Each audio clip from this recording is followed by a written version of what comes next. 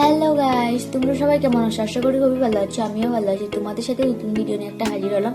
তো তার আগে বলে দিচ্ছি, আমার ইউটিউব চ্যানেলে তোমরা যদি নতুন হয়ে থাকো তো গাইস তোমাদেরকে বলে দিচ্ছি সাবস্ক্রাইব করে বেল আইকনটা অন করে দিও, শেয়ার করতে, কমেন্ট করতে, লাইক করতে ভুলো না। তো বলে দিচ্ছি ইনস্টা পেজে হলে তোমরা ফলো করে দিও। তো গাইস চলো, আজকে হতে চলেছে, তোমরা তো বুঝতে পারছো আমার টাইটেল আর থাম্বনেল দেখে বুঝতে পারছো আজকে কি হতে চলেছে।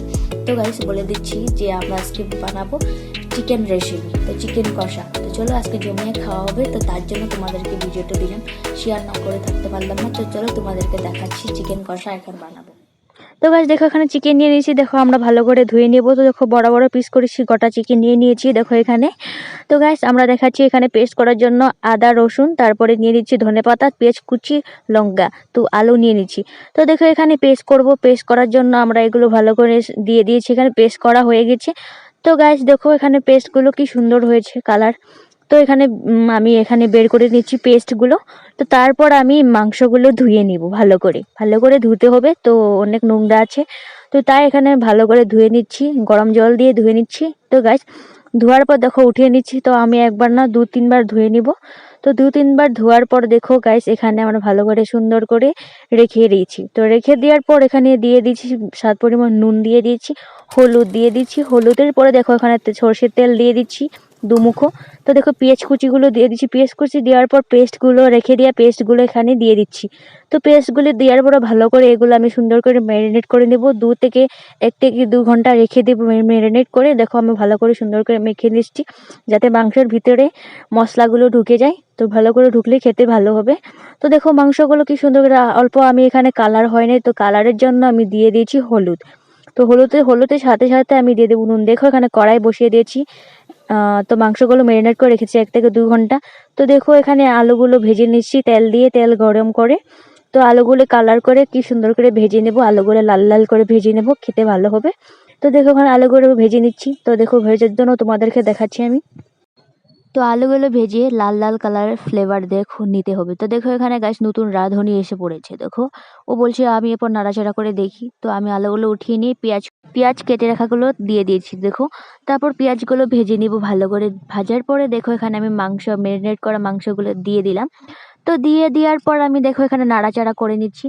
তো নাড়াচাড়া করার পরে দেখো আমি এখানে নুন হলুদ দিয়ে দিব। তো তারপর তার আগে দেখাচ্ছি তোমাদেরকে ভালো করে নাড়াচাড়া করে দেখাচ্ছি। দেখো দেখো আমি এখানে নাড়াচাড়া করে ভেজে রাখা আলুগুলো এখানে দিয়ে দিব তার সাথে। তো গাইস দেখো ভেজে রাখা আলুগুলো দিয়ে দিলাম, তারপর এখানে আমি নাড়াচাড়া করে 5 থেকে 6 মিনিট রেখে দিব ঢেকে। তো দেখো এখানে হলুদ দিয়ে দিয়েছি, হলুদ দিয়ে এখানে নুনও দিয়ে দিচ্ছি। নুন ভালো করে হয় নাই, তো নুন দিয়ে দিচ্ছি, নুন তখন দেওয়া হয় নাই ভালো করে।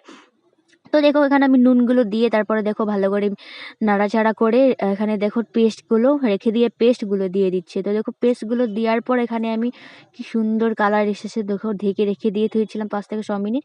তো দেখো এখানে কি সুন্দর কালার এসে পড়েছে। তো তো গাইজ দেখো এখানে আমার ভাজা হয়ে গেছে কমপ্লিট। ভালো করে নেড়ে চেড়ে দেখো এখানে অল্প রেখে দিব, 6 মিনিট রেখে দিব। তো রাখার পর দেখো এখানে আমি এখন জল দিয়ে দিলাম। তো জল দেওয়ার পর ভালো করে নেড়ে ছেড়ে এখানে আমি সুন্দর করে জলটা দিয়ে মশলাগুলো দিয়ে দিব এগুলো পরে। তো দেখো এখন ঢাকা দিয়ে।